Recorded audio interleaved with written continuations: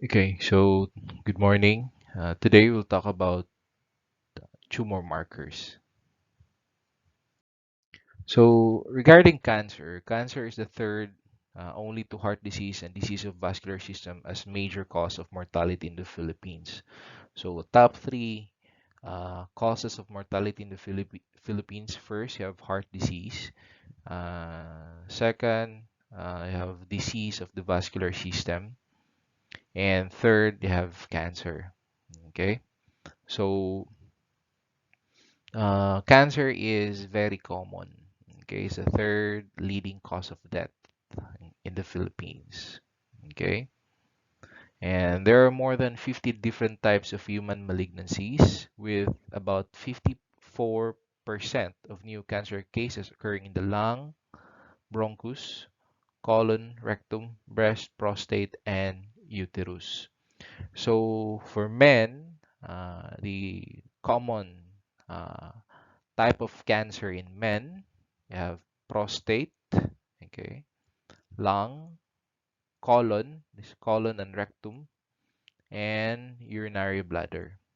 For women, you have breast, lung, colon, rectum, and uterus malignancies. Okay, so those are the different types of cancer that are common in men and women. Okay, so remember, cancer is the number three leading cause of death in the Philippines. Lung cancer is the most common cause of death from cancer among both sexes. Okay, so if we're talking about um, the type of cancer that is the most common cause of death in cancer patients in both sexes, that is lung cancer. Okay, so it's common in both women and men, lung cancer. Okay, so regarding the cause of that, maybe it's because of smoking, maybe because of vaping, maybe because of secondhand smoke. Okay, so and also inhaling um, substances that are toxic. Okay. Now, what are the three main approaches in dealing with cancer?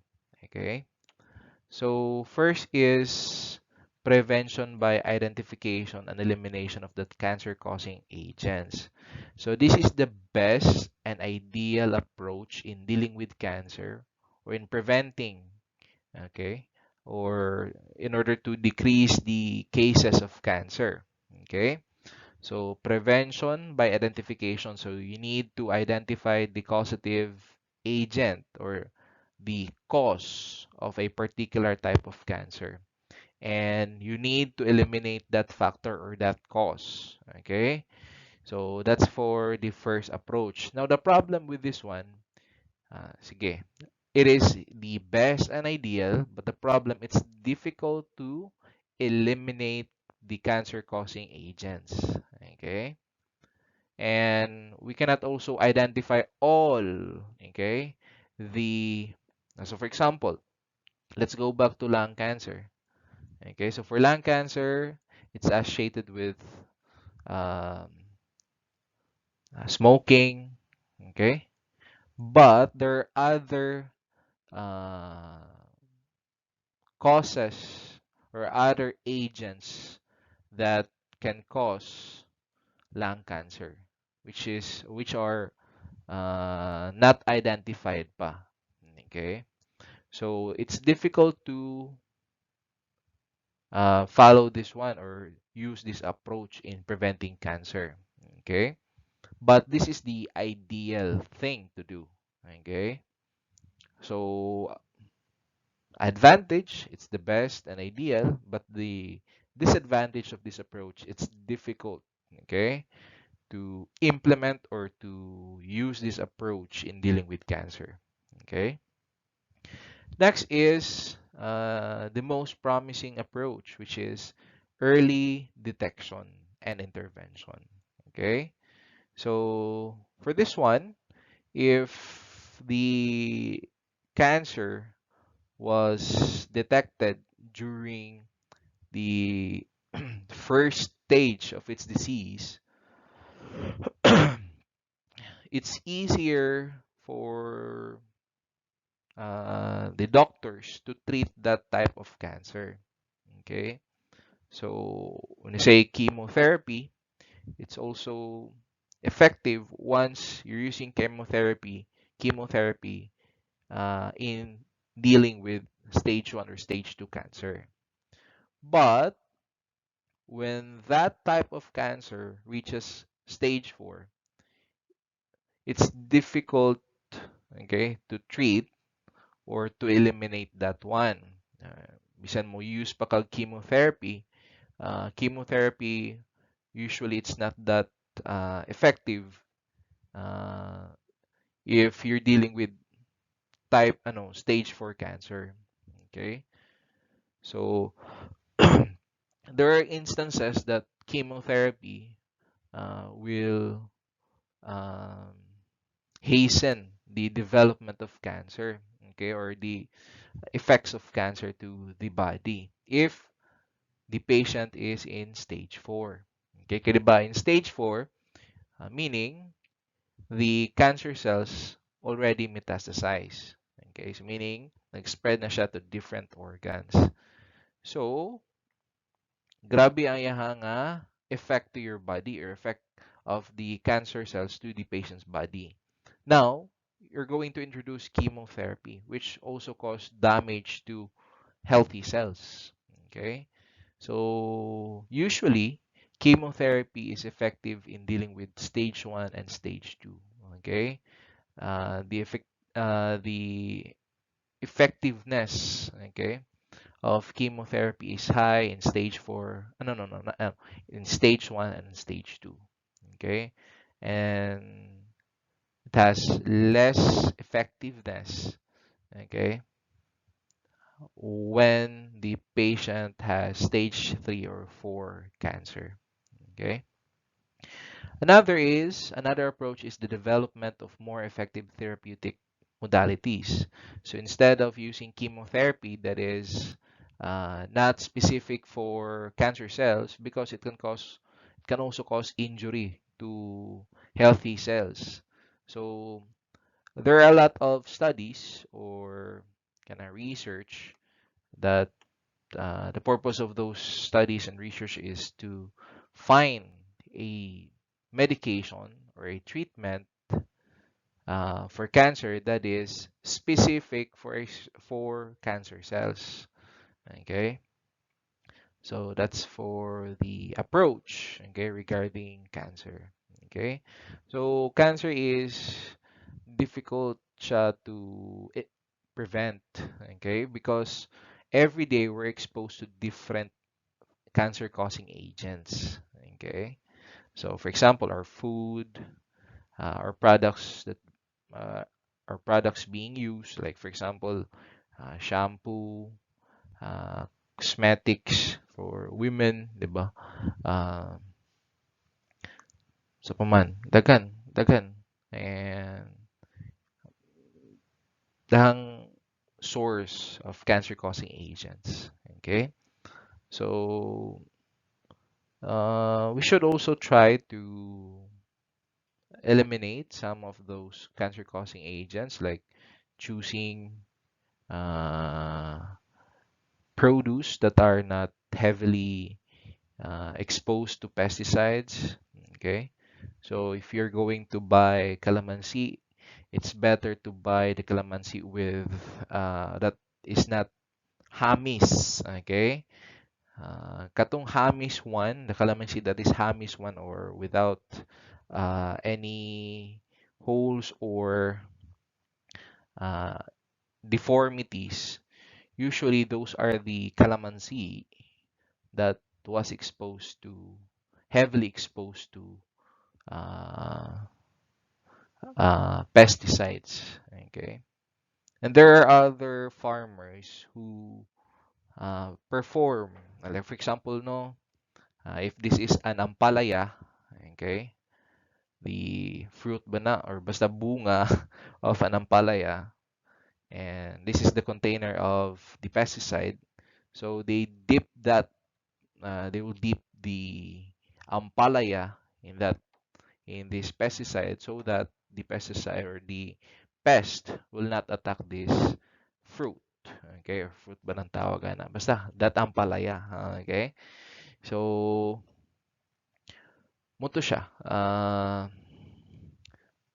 It's better to grow your own food. Okay? So, you need to practice backyard farming. Okay? So, that's another approach if we want to decrease our chance of uh, having cancer. Okay, so you need to plant vegetables, fruit-bearing trees, and don't apply any pesticide. Okay, so that's an organic form of farming.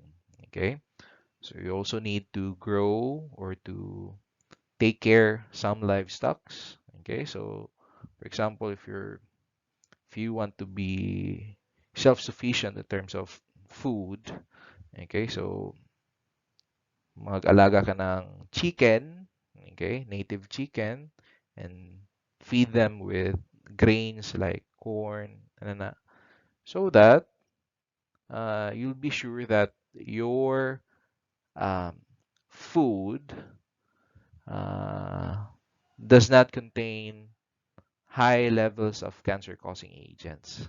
Okay, so for me, that's backyard farming is maybe a solution, or not solution, but one way to prevent cancer.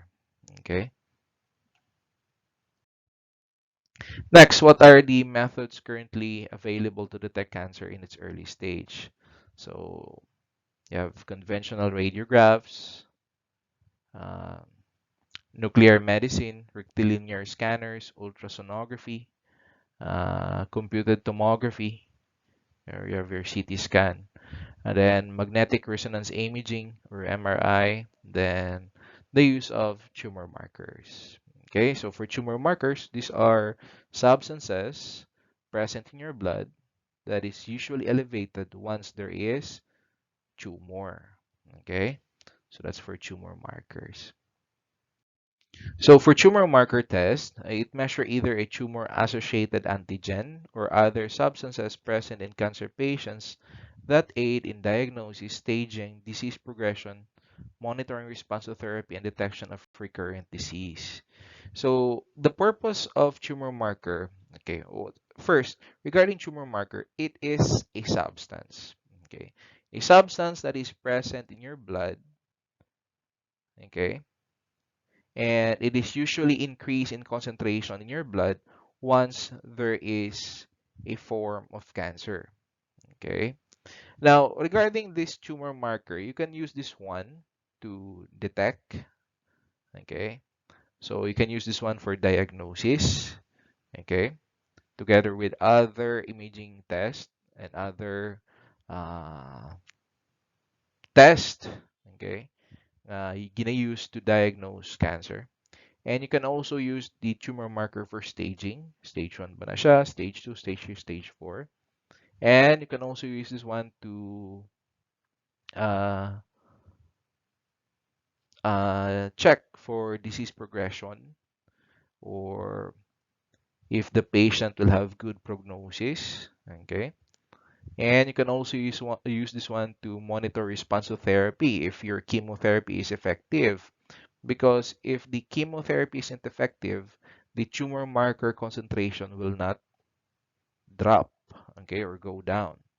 And you can also use this tumor marker to detect the recurrence of cancer, meaning nibalik ang cancer. Okay, so that's the use of tumor marker. Okay, so tumor marker can be defined as biological substances synthesized and released by cancer cells, or substances produced by the host in response to cancerous tissue.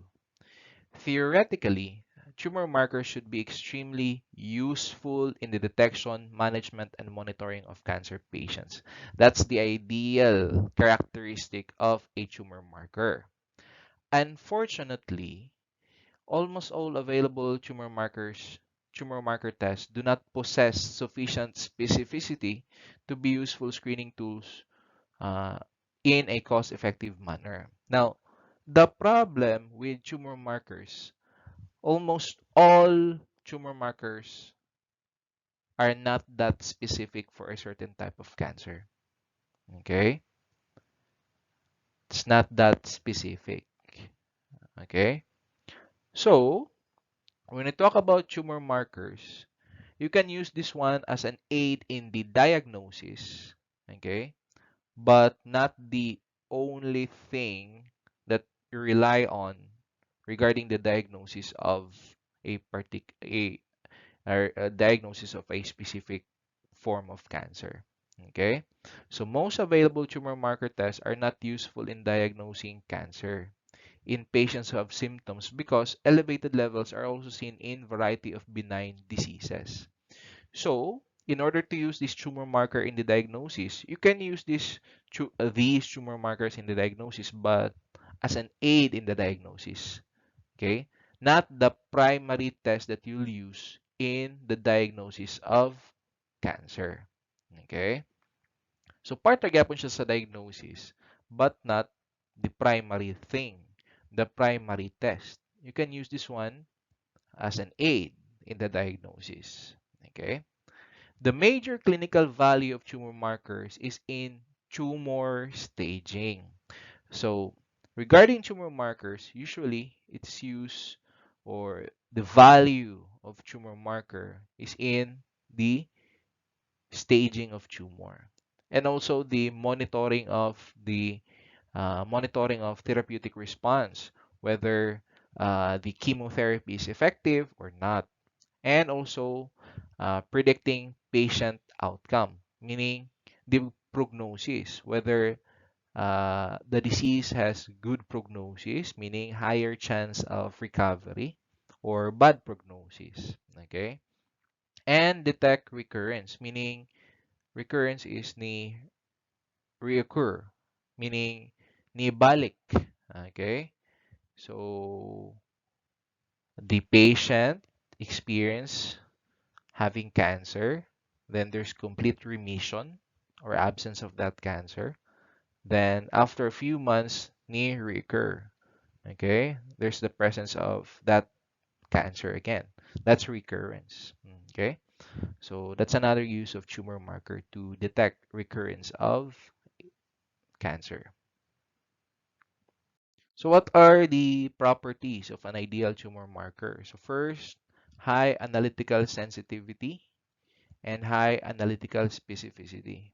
Okay, so the purpose of this one is to eliminate the chance of false negative and false positive. Okay, then should be accurate and precise and has rapid turnaround time. Okay, then easy to measure at a low cost. Okay, so these are the ideal properties of a tumor marker. So what are the clinical requirements of a tumor marker? So it has high sensitivity for disease, high specificity, and levels should reflect tumor burden, or the the amount of cancer cells present inside the body. Okay. Then levels should remain relatively constant and not fluctuate in patients with stable disease. Okay. Then should be undetectable or low in patients with complete remission, meaning na completely heal na siya without remission, without cancer. Okay? So for clinical requirements of a tumor marker, it is elevated once the person has cancer, and once there's complete remission, the tumor marker is decreased or absent na siya. Okay? Complete absence in your blood. Okay? So that's for the clinical requirements of a tumor marker. and it should predict outcome in patients with stable disease, meaning it will give you prognosis, okay? Meaning, ang patient ba has higher chance of recovery from that particular type of cancer. Okay. Next, you have the oncofetal antigens. So oncofetal antigens, it's an example of a tumor-associated antigen. And this type of antigen or tumor marker, it's present in both embryonic fetal tissue and cancer cells. Okay, so it's normal, okay, in embryonic tissue, but once it's present in an adult, okay, then that means that that person, that adult, has cancer. Okay, so it's produced in large amount during fetal life. So it's normal that this increase during fetal life, and during, okay, or after birth, uh, it's usually present na in minute amount. Okay, so there is repression, okay, in the production, okay, of oncofetal antigen after birth. Okay, so if it is increase, okay, for example, adult na ka, it's increase in concentration, then it means that there is cancer. Okay, so that's the function of oncofetal antigen. It's normal during fetal life, but after birth, and for example, during adulthood or bisan during childhood, if there's increase in the concentration of that particular antigen, oncofetal antigen, then it is suggestive of cancer. Okay, so the first example of oncofetal antigen. Okay, so the first example of an oncofetal antigen, you have carcinoembryonic antigen or CEA. Okay, so for CEA, it's identified in 1965 and it's tumor specific for adenocarcinoma of digestive tract.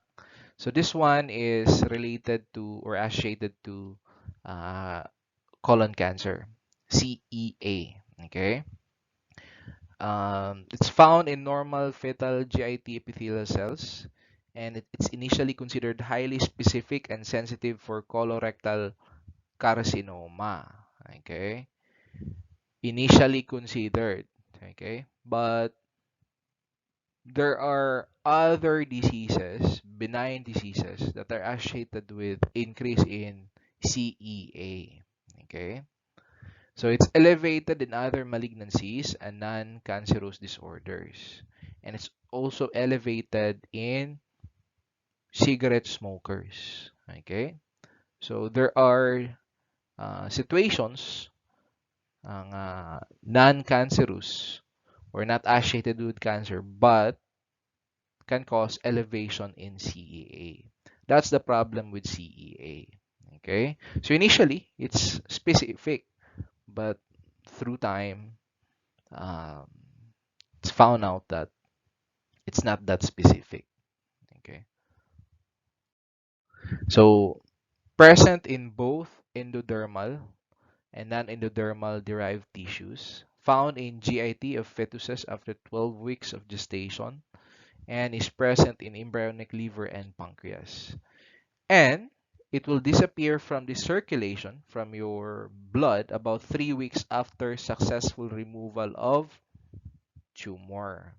Okay, colorectal tumor. Okay, so disappear siya from the circulation. Okay. Regarding CEA, it has limited use in detecting colorectal, pancreas, and liver cancer because there are 35% of patients with colorectal cancer with no elevation of CEA, meaning there's only 65% individuals with colorectal cancer with elevation of CEA. Okay, so it lacks sensitivity, so it's impractical for ruling out the presence of cancer. And other diseases that are related or associated to increase in um, CEA, you have pulmonary emphysema, acute ulcerative colitis, liver cirrhosis, hepatitis. So these are benign diseases. Cholecystitis, benign breast disease, rectal polyps, and heavy smoker. Okay. Now, for benign disorders, usually the elevation in CEA is less than 4 times upper limit of normal. Okay. But for colorectal cancer, usually it's greater than 4 times upper limit of normal. That's the expected increase in CEA. Okay. Now, regarding continuous elevation of CEA, it's highly suggestive of malignant disease process, advanced and disseminated disease, so meaning there's metastasis. And this also limits the use of CEA for establishing an early diagnosis. And it cannot be used for screening and independently diagnosing cancer. So you cannot use CEA as the only test in diagnosing colorectal cancer. You can use this one as an aid in the diagnosis of colorectal cancer. Okay? Staging of colorectal cancer to detect recurrence of colorectal cancer and prognostic indicator, and also the monitor of therapeutic response if the uh, chemotherapy is effective. Okay? So if it is effective, then CEA will be absent, okay, from your circulation 3 weeks after uh, the effective uh, chemotherapy. Okay, so post-operative follow-up should include CEA measurements every 6 weeks for a period of 2 years. Okay, now if the patient, okay, has colorectal cancer, so na siya colon cancer, then i-undergo siya chemotherapy. And to check if it is effective, then you need to check the CEA level. So the CEA level should be absent or in a minimal amount for us to um, know that the chemotherapy was effective. Okay. Now, for example, if the CEA level is decreased or in a minimal amount, so meaning colorectal cancer, there is remission of colorectal cancer.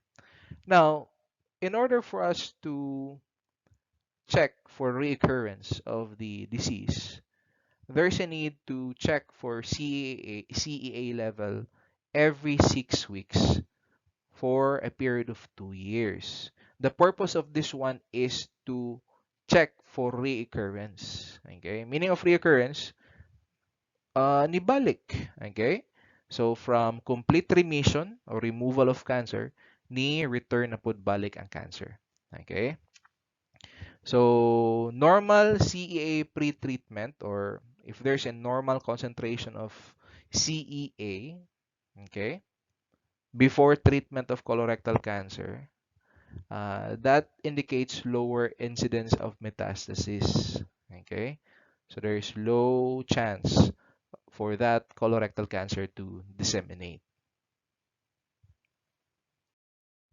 Next, regarding CEA, it's a useful tumor marker for breast cancer, bronchogenic cancer, pancreatic, gastric, urinary bladder, prostatic, ovarian, neuroblastoma, and thyroid cancer. But usually, CEA is used for colorectal cancer.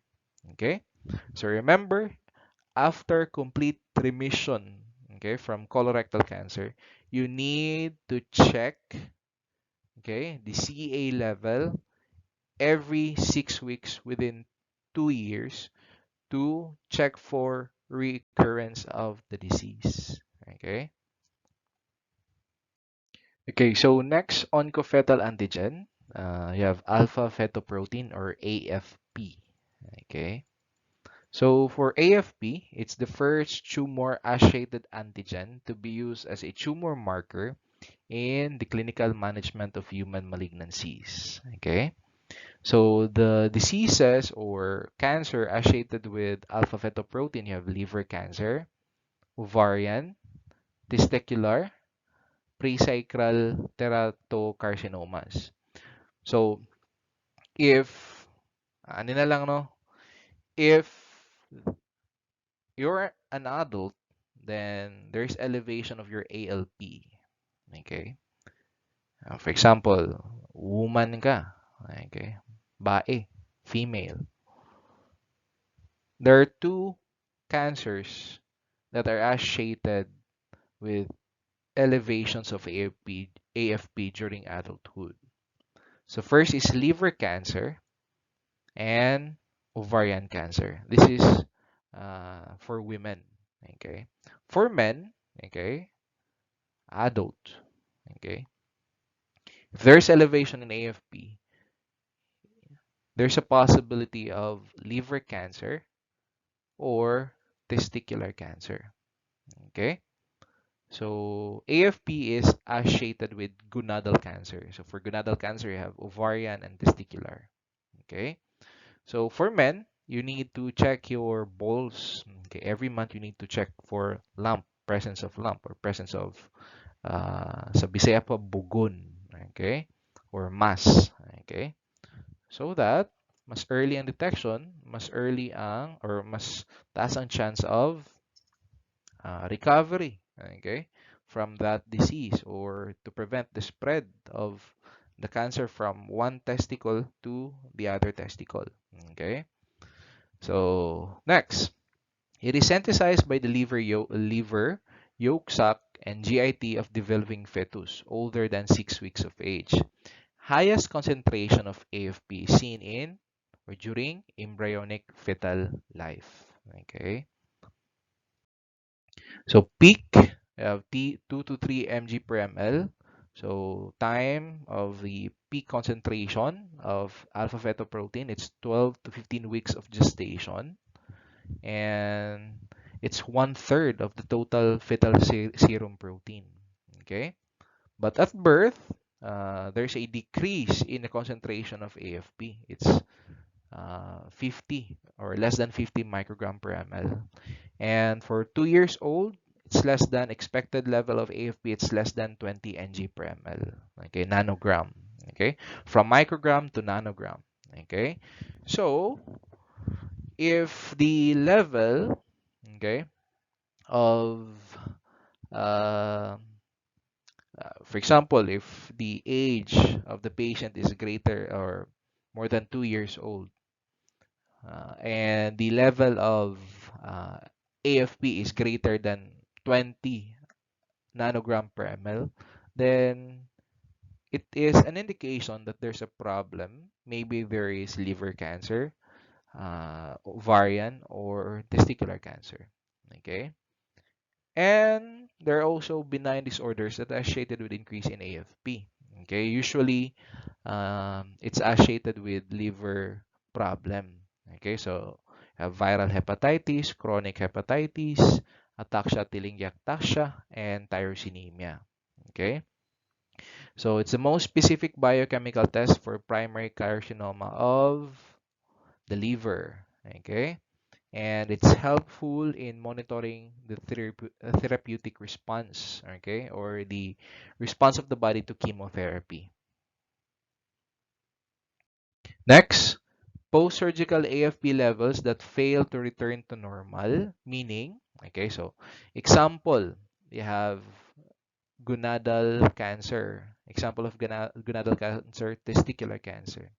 So if a man has testicular cancer, then he will undergo um, removal, okay, or surgery, removal of the affected testicle, okay. So the treatment, primary treatment, okay, for testicular cancer is removal, okay, of the testicle, okay. So after surgery, after the removal of the affected testicle, If the AFP level is still elevated, then it means that the removal or the surgery or surgical procedure was not um, effective, was not successful in the complete removal of uh, the cancer cells. Okay, there's a possibility nga the cancer cells already metastasize. Okay, so next, prognostic marker. It's also a prognostic marker. So high value, meaning there's a larger tumor mass. And if there's a larger tumor mass, it's indicative of a shorter survival time. Okay? So that's the use of AFP. So higher levels of AFP, that's not good, meaning the prognosis is bad. So there's also uh, lower chance of survival or recovery from that type of cancer, and the survival time is also shorter. Okay. Now, if there's increase in both AFP and HCG, or human chorionic gonadotropin, HCG is the hormone, okay, that is elevated during pregnancy. Okay, so if mo try ka, uh, mga mga laki, no, so na-urine, 'di ba? Urine, collect kag urine, then use that urine as sample in or buy a pregnancy test kit, then try nga i-drop siya dito ang urine. And once mo positive na siya, it's not a good thing because meaning there's high levels of HCG in your body. Okay? And if there's increased HCG and AFP, that's indicative or suggestive of testicular cancer. Okay? Regarding AFP, it's not elevated in seminomatous testicular cancer. Okay? So regarding types of testicular cancer, you have non-seminomatous and seminomatous. Okay? So in seminomatous testicular cancer, it's not elevated. Okay? AFP. But HCG is increased in seminomatous testicular cancer. Okay, so that's for the first part of our discussion regarding tumor markers.